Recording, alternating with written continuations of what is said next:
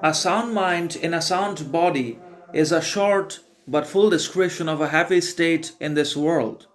He that has these two has little more to wish for, and he that wants either of them will be little the better for anything else, meaning both a sound, healthy, productive, progressive mind as well as an equally competitive, powerful, just, fair body as that of the mind obviously are imperatives, fundamentals, and essentials, not only in the world for all human beings, but also for their lives of happiness, prosperity, fulfillment, contentment, authenticity, and all the else that we possess, acquire, achieve can only be justified and complemented not only when we have a mind that's prosperous, productive, healthy, critical,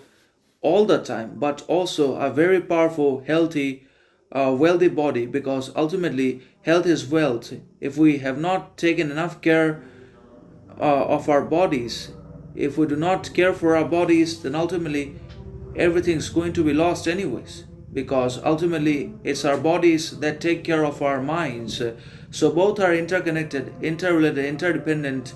in ways that they almost are inseparable from each other. So we just cannot afford to make investments upon the mind, because the mind is obviously going to become powerful upon the acquisition of knowledge, the possession of degrees, educations, and also the different undertaking of experiences, jobs, professions, experiences, relationships, friendships. The mind is going to gather as much knowledge as it needs or as it desires, or more than what is good for it. And inevitably, we're going to suffer also from a whole lot of meaninglessness, worthlessness, and alienation in our lives. But then again, in the midst of all these, we have to treat our bodies good. We have to be able to provide our bodies with the optimal kind of treatment that it deserves, because ultimately it's the body that regulates everything, and that includes the mind as well, because if the body is not in a good position, then the mind automatically loses whatever it holds in one way or another, because ultimately to the old age as well as to the bitter end,